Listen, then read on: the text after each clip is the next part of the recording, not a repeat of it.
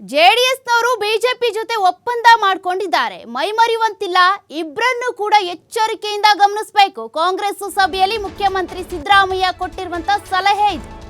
ಚುನಾವಣೆ ಒಂದು ಸವಾಲು, 20ಕ್ಕೂ ಹೆಚ್ಚಿನ ಸೀಟನ್ನ ಗೆಲ್ಲಲೇಬೇಕು. ಒಂದ್ ಕಡೆ ಕಾಂಗ್ರೆಸ್, ಮತ್ತೊಂದ್ ಕಡೆ ಬಿಜೆಪಿ ಪೈಪೋಟಿಗೆ ಬಿದ್ದಿದ್ದಾರೆ. ಲೋಕಸಭಾ ಚುನಾವಣಾ ಸಂಬಂಧ ಎರಡೂ ಪಕ್ಷಗಳಲ್ಲೂ ಕೂಡ ಸಭೆಗಳ ಮೇಲೆ ಸಭೆ ನಡೆಸಿದ್ದಾವೆ. ಅದರ ಬೆನ್ನಲ್ಲೇ ಮುಖ್ಯಮಂತ್ರಿ ಸಿದ್ದರಾಮಯ್ಯನವರು ಕೊಟ್ಟಿರುವಂತಹ ಸೂಚನೆ ಇದು. ನಾವು ಕಾರ್ಯಕರ್ತರಿಲ್ಲದೆ ಚುನಾವಣೆ ಎದುರಿಸೋದು ಕಷ್ಟ ಆಗುತ್ತೆ. ಕ್ಷೇತ್ರ ವ್ಯಾಪಿ ಕಾರ್ಯಕರ್ತರನ್ನ ಒಟ್ಟುಗೂಡಿಸಿಕೊಂಡು ಹೊಸದಾಗಿ ನೋಂದಾಯಿಸ್ಕೋಬೇಕು. ಮತ್ತೆ ನಮ್ಮ ಗ್ಯಾರಂಟಿ ಯೋಜನೆಗಳೇನಿದ್ದಾವೆ ಅವು ಜನರನ್ನ ತಲುಪದೇ ಇದ್ರೆ ತಲುಪಿಸಿ. ಸಚಿವರು ಎಲ್ಲರನ್ನ ಒಗ್ಗೂಡಿಸ್ಕೊಂಡು ಹೋಗಿ, ಯಾರನ್ನು ಕೂಡ ಕಡೆಗಣಿಸಬೇಡಿ, ಕಾರ್ಯಕರ್ತರನ್ನು ಕೂಡ ಕಡೆಗಣಿಸುವಂತಿಲ್ಲ. ನಿಗಮ ಮಂಡಳಿ ಸ್ಥಾನ ನೀಡೋಣ ಅಂತ ಸಿಎಂ ಸಿದ್ದರಾಮಯ್ಯ ಸಲಹೆ ಕೊಟ್ಟಿದ್ದಾರೆ. ಉಸ್ತುವಾರಿ ಸಚಿವರು ವಾರಕ್ಕೊಮ್ಮೆ ಜಿಲ್ಲೆ ವಾಸ್ತವ್ಯ ಮಾಡಬೇಕು, ಪರಿಸ್ಥಿತಿಗಳನ್ನ ಅರಿತುಕೋಬೇಕು. ಕಾಂಗ್ರೆಸ್ ಸಭೆಯಲ್ಲಿ ಸಿಎಂ ಸಿದ್ದರಾಮಯ್ಯ ಕೊಟ್ಟಿರುವಂತ ಸಲಹೆ ಸೂಚನೆಗಳಿವು.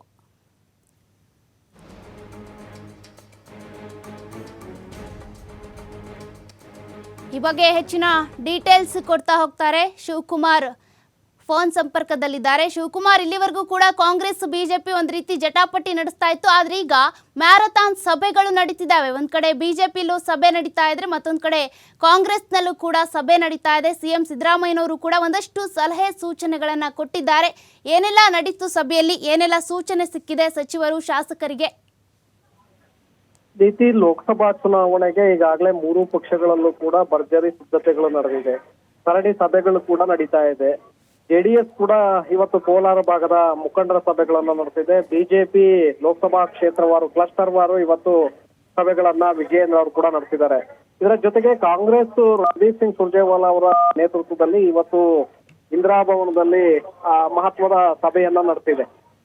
ಲೋಕಸಭಾ ಚುನಾವಣೆಗೆ ಮಾಡ್ಕೊಳ್ಬೇಕಾಗಿರುವಂತಹ ರಣತಂತ್ರಗಳು ಮತ್ತೆ ಅಭ್ಯರ್ಥಿಗಳ ಆಯ್ಕೆ ವಿಚಾರದಲ್ಲಿ ಯಾವ ರೀತಿಯಾದಂತಹ ನಿರ್ಧಾರಗಳನ್ನ ತೆಗೆದುಕೊಳ್ಬೇಕು, ಪ್ರತಿಪಕ್ಷಗಳ ತಂತ್ರಗಾರಿಕೆಯನ್ನ ಯಾವ ರೀತಿಯಾಗಿ ನಾವು ಮೆಟ್ಟಿ ನಿಲ್ಬೇಕು ಅನ್ನುವಂತ ನಿಟ್ಟಿನಲ್ಲಿ ಚರ್ಚೆಗಳಾಗಿದೆ.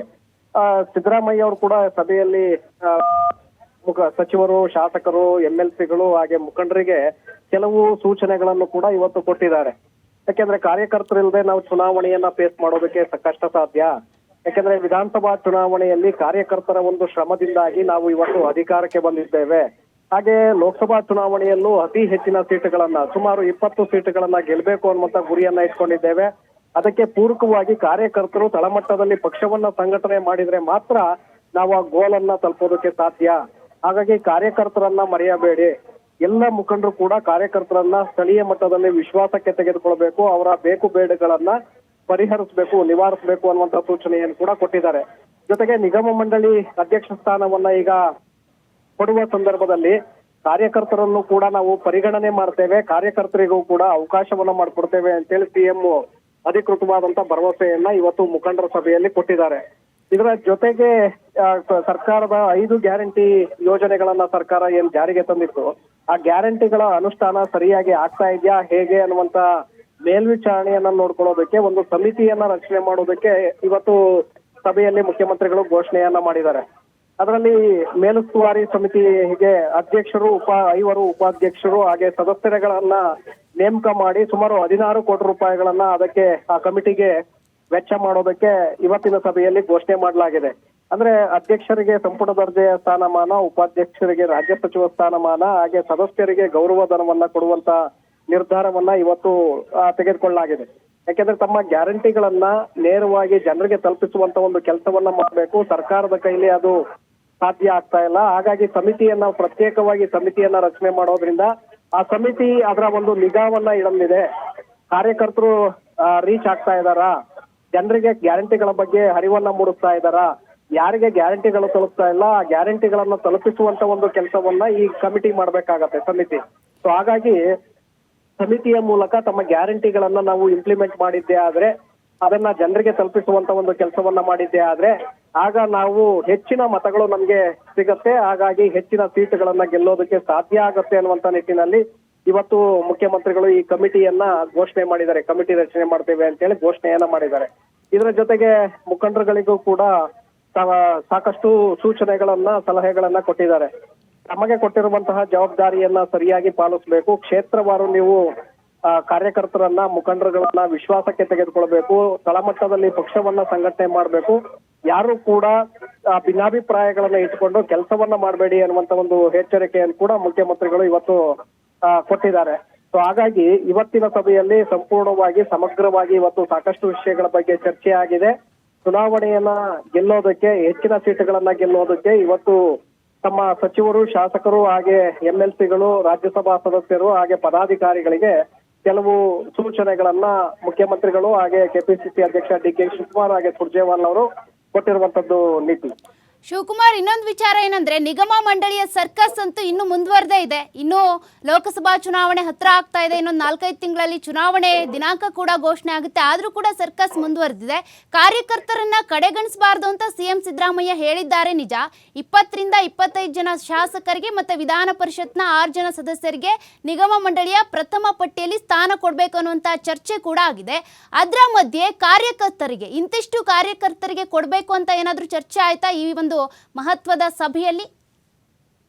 ನೀತಿ ನಿಗಮ ಮಂಡಳಿ ಅಧ್ಯಕ್ಷರ ನೇಮಕಕ್ಕೆ ಸಂಬಂಧಪಟ್ಟಂತೆ ನಿನ್ನೆ ಮುಖ್ಯಮಂತ್ರಿಗಳು ಹಾಗೆ ಉಪಮುಖ್ಯಮಂತ್ರಿಗಳ ಜೊತೆ ಸುರ್ಜೇವಾಲಾ ಸಭೆಯನ್ನ ನಡೆಸಿದ್ದಾರೆ. ಯಾಕೆಂದ್ರೆ ಮೊದಲು ಕಳೆದ ತಿಂಗಳು 3 ಸರಣಿ ಸಭೆಗಳನ್ನ ಸುರ್ಜೇವಾಲಾ ನಡೆಸಿದ್ರು. ಆ ಸಭೆಯಲ್ಲಿ ಶಾಸಕರಿಗೆ ಮೊದಲು ಅವಕಾಶವನ್ನ ಮಾಡಿಕೊಡ್ಬೇಕು ಅನ್ನುವಂತ ನಿರ್ಧಾರವನ್ನ ತೆಗೆದುಕೊಂಡಿದ್ರು. ಆದ್ರೆ ಕೆಪಿಸಿಸಿ ಅಧ್ಯಕ್ಷ DK ಶಿವಕುಮಾರ್ ಅದಕ್ಕೆ ಪ್ರತಿರೋಧವನ್ನ ಒಡ್ಡಿದ್ರು. ಯಾಕೆಂದ್ರೆ ಕಾರ್ಯಕರ್ತರಿಂದ ಇವತ್ತು ನಾವು ಸರ್ಕಾರ ಬಂದಿದೆ, ಪಕ್ಷದ ಸರ್ಕಾರ ಬಂದಿದೆ. ಹಾಗಾಗಿ ಕಾರ್ಯಕರ್ತರನ್ನ ನಾವು ಮರಿಬಾರ್ದು, ಕಾರ್ಯಕರ್ತರಿಗೆ ಮೊದಲು ಅವಕಾಶವನ್ನ ಮಾಡಿಕೊಡ್ಬೇಕು ಅನ್ನುವಂತ ಡಿಮ್ಯಾಂಡ್ ಅನ್ನ ಇಟ್ಟಿದ್ರು. ದೆಹಲಿಯಲ್ಲಿ ನಡೆದಂತ ಸಭೆಯಲ್ಲೂ ಕೂಡ DK ಶಿವಕುಮಾರ್ ಇದೇ ಅಭಿಪ್ರಾಯವನ್ನ ವ್ಯಕ್ತಪಡಿಸಿದ್ರು. ಹಾಗಾಗಿ ದೆಹಲಿಯಲ್ಲಿ ಕೊಟ್ಟಂತ ಶಾಸಕರ ಒಂದು ಪಟ್ಟಿಗೆ ಹೈಕಮಾಂಡ್ ಸಿಗ್ನೇಚರ್ ಅನ್ನ ಮಾಡಿರ್ಲಿಲ್ಲ, ಅಂಕಿತವನ್ನ ಹಾಕಿರ್ಲಿಲ್ಲ. ಯಾಕಂದ್ರೆ ಕಾರ್ಯಕರ್ತರ ಒಂದು ಪಟ್ಟಿಯನ್ನು ಕೂಡ ನೀವು ತೆಗೆದುಕೊಂಡು ಬನ್ನಿ, ಆಗ ಒಟ್ಟಿಗೆ ನಾವು ಸಮ್ಮತಿಯನ್ನ ಕೊಡ್ತೇವೆ ಅನ್ನುವಂತ ಭರವಸೆಯನ್ನ ಕೊಟ್ಟು ಕಳಿಸಿದ್ರು. ಆ ಕಾರಣಕ್ಕೆ ನಿನ್ನೆ ನಡೆದಂತ ಸಭೆಯಲ್ಲಿ ನಿಗಮ ಮಂಡಳಿ ಅಧ್ಯಕ್ಷ ಸ್ಥಾನವನ್ನ ಕಾರ್ಯಕರ್ತರಿಗೆ ಕೊಡುವ ಬಗ್ಗೆ ಕೂಡ ಚರ್ಚೆಯಾಗಿದೆ. 25 ಶಾಸಕರು ಹಾಗೆ 25 ಕಾರ್ಯಕರ್ತರು ಅಂದ್ರೆ ಜಿಲ್ಲಾಧ್ಯಕ್ಷರು, ಬ್ಲಾಕ್ ಅಧ್ಯಕ್ಷರು ಹಾಗೆ ತಾಲೂಕು ಮಟ್ಟದಲ್ಲಿ ಇರುವಂತ ಪಕ್ಷ ಸಂಘಟನೆ ಮಾಡುವಂತಹ ಅಧ್ಯಕ್ಷರು ಇಂಥವರಿಗೆ ಮೊದಲ ಹಂತದಲ್ಲಿ ನಾವು ಅವಕಾಶವನ್ನ ಮಾಡಿಕೊಡ್ಬೇಕು ಅನ್ನುವಂತ ನಿರ್ಧಾರವನ್ನ ತೆಗೆದುಕೊಳ್ಳಲಾಗಿದೆ. ಅದು ಹೈಕಮಾಂಡ್ಗೆ, ಯಾಕೆಂದ್ರೆ ಸುರ್ಜೇವಾಲಾ ಇವತ್ತು ಕೂಡ ಸಭೆಯಲ್ಲಿ ಇರೋದ್ರಿಂದ ಅವರು ದೆಹಲಿಗೆ ಇವತ್ತು ವಾಪಸ್ ಆದ ನಂತರ ಹೈಕಮಾಂಡ್ಗೆ ಆ ಪಟ್ಟಿಯನ್ನ ಕೊಡ್ತಾರೆ. ನಾಳೆ ಮತ್ತೆ ಸಂಯೋಜಕರ ಜೊತೆ ದೆಹಲಿಯಲ್ಲಿ ಸಭೆಯನ್ನ ಕರೆಯಲಾಗಿದೆ. ಆ ಸಭೆಯಲ್ಲಿ ಮತ್ತೊಮ್ಮೆ ಚರ್ಚೆಯನ್ನ ಮಾಡಿ ಅಂತಿಮವಾಗಿ ಹೈಕಮಾಂಡ್ ಅದಕ್ಕೆ ಗ್ರೀನ್ ಸಿಗ್ನಲ್ ಅನ್ನು ಕೊಡುವಂತ ಸಾಧ್ಯತೆಗಳಿದೆ. ಬಹುತೇಕವಾಗಿ ಸಂಕ್ರಾಂತಿಯಲ್ಲಿ ಈ ನಿಗಮ ಮಂಡಳಿ ಅಧ್ಯಕ್ಷರ ನೇಮಕ ಪಟ್ಟಿಯನ್ನ ಘೋಷಣೆ ಮಾಡುವಂತ ಸಾಧ್ಯತೆಗಳಿದೆ ನೀತಿ. ಓಕೆ, ಥ್ಯಾಂಕ್ ಯು ಶಿವಕುಮಾರ್ ನಿಮ್ಮೆಲ್ಲ ಡೀಟೇಲ್ಸ್ಗಾಗಿ. ಒಟ್ಟಿನಲ್ಲಿ ಕಾಂಗ್ರೆಸ್ ನಡೆಸ್ತಾ ಇರುವಂತಹ ತಯಾರಿ ಇದು. ಸಚಿವರು, ಕಾರ್ಯಕರ್ತರು ಎಲ್ಲರನ್ನೂ ಕೂಡ ಒಟ್ಟುಗೂಡಿಸ್ಕೊಂಡು ಚುನಾವಣೆ ಎದುರಿಸಬೇಕು ಅಂತ ಪ್ಲಾನ್ ಮಾಡ್ಕೊಳ್ತಾ ಇದ್ದಾರೆ.